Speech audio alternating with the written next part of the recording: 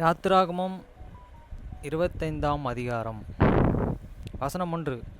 கர்த்தர் மோசேயை நோக்கி, இஸ்ரவேல் புத்திரர்கள் எனக்கு காணிக்கை கொண்டு வரும்படி அவர்களுக்குச் சொல்லு. மனப்பூர்வமாய் உற்சாகத்துடன் கொடுப்பவன் எவனோ அவனிடத்தில் எனக்கு காணிக்கையை வாங்குவீர்களாக. வசனம் 3. நீங்கள் அவர்களிடத்தில் வாங்க வேண்டிய காணிக்கையாவன பொன்னும் வெள்ளியும் வெண்கலமும். வசனம் 4. ஈழநூலும்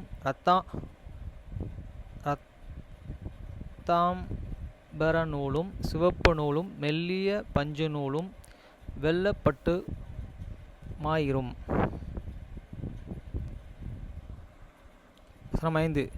சிவப்பு தீர்ந்த ஆட்டு கடாத்தோலும் தகசு தோலும் சித்திம் மரமும். வசனம் 6.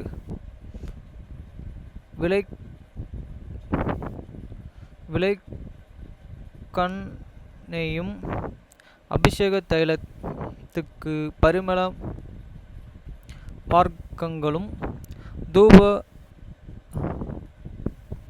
தூபத்துக்கு சுகந்த வர்க்கங்களும். வசனம் 7. ஏபோத்திலும் மார்பக்கத்திலும் பதிக்கும் கோமேது கற்களும் இரத்தனங்களுமே. வசனம் 8. அவர்கள் நடுவிலே நான் வாசம் பண்ண எனக்கு ஒரு பரிசுத்த ஸ்தலத்தை உண்டாக்குவார்களாக. வசனம் 9. நான் உனக்கு காண்பிக்கும் தேசத்தின் மாதிரியின்படியே அதனுடைய எல்லா தட்டுமுட்டுகளின் மாதிரியின்படியும் அதை செய்வீர்களாக. 10.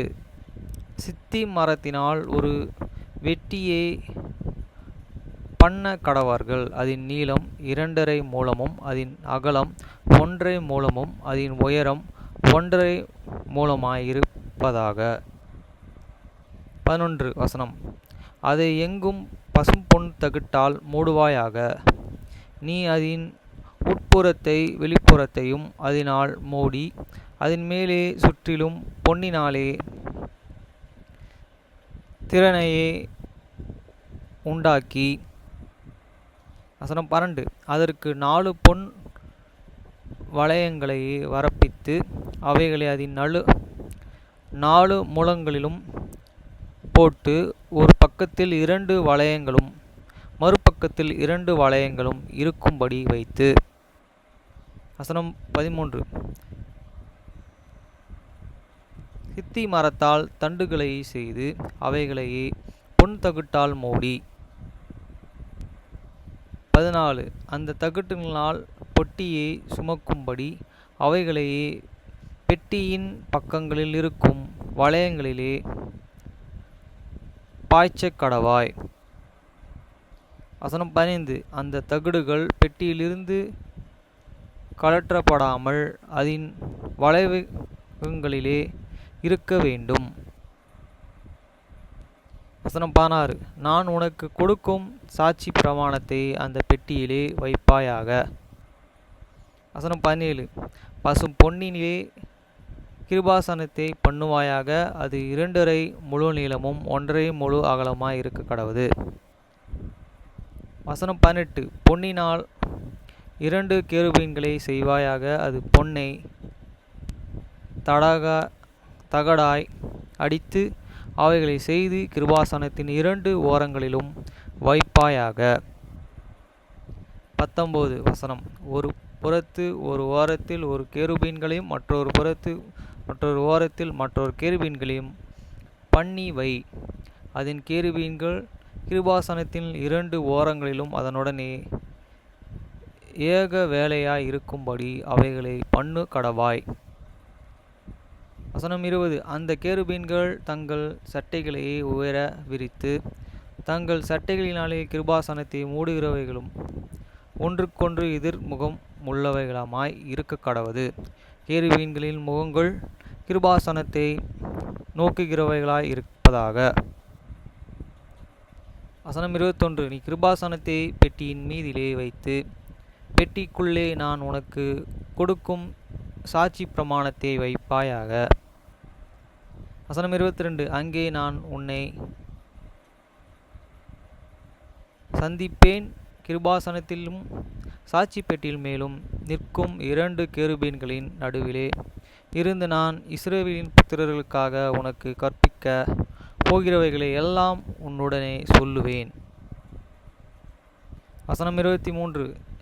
சித்தி மரத்தால் ஒரு மேஜையையும் பண்ணுவாயாக. அது 2 முழம் நீளமும் 1 முழ அகலமும் 1 முழ உயரமும் இருக்க கடவது. வசனம் 24.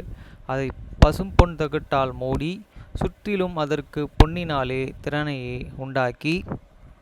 வசனம் 25. சுற்றிலும் அதற்கு 4 விரக்கடையான சட்டத்தையே அதன் சட்டத்திற்கு சுற்றிலும் பொன்னினாலே திராணியையும் உண்டாக்கி.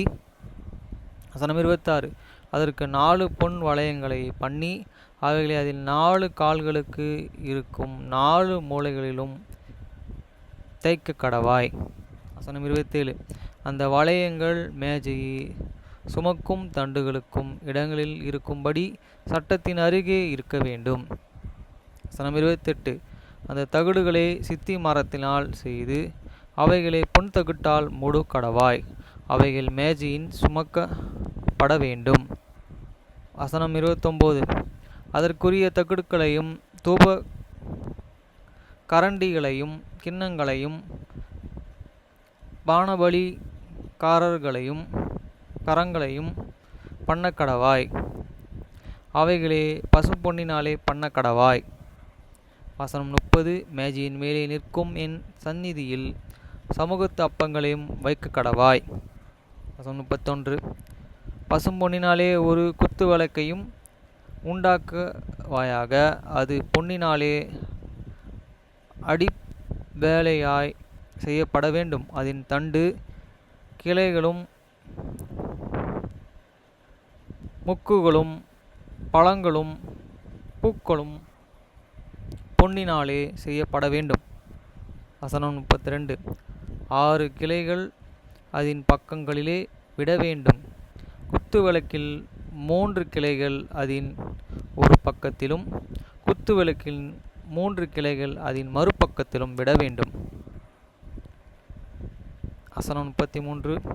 ஒவ்வொரு கிளைகளும் வாதுமை கொட்டைகளுக்கு ஒப்பான 3 முக்குகளும் ஒரு பழமும் ஒரு பூவும் இருப்பதாக. குத்துவிளக்கில் இருந்து புறப்படும் 6 கிளைகளும் அப்படியே இருக்க வேண்டும். வசனம் 34. விளக்கு தண்டிலே வாதுமை கொட்டைக்கும் ஒப்பான 4 முக்குகளும் பழங்களும் பூக்களும் இருப்பதாக.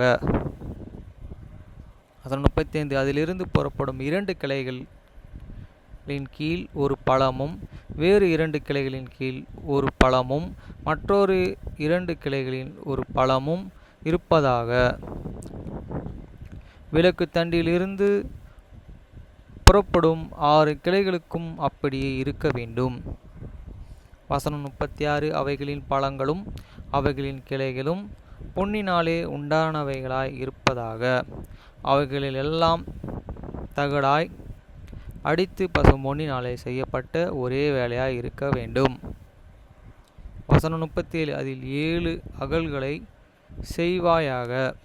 அதற்கு நேர்த்தியாய் எரியும்படிக்கு அவைகளே ஏற்றப்பட கடவது. வசனம் 38. அதன் கத்தரிகளும் சாம்பல் பாத்திரங்களும் பசும்பொன்னினாலே செய்யப்படுவதாக. வசனம் 39. அதையே அதற்குரிய பனிமுட்டுகள் யாவையும் ஒரு தாளந்து பசும்பொன்னினாலே பண்ண வேண்டும். வசனம் 40. மலையில் உனக்கு காண்பிக்கப்பட்ட மாதிரியின்படியே அவைகளை செய்ய எச்சரிக்கையாயிரு.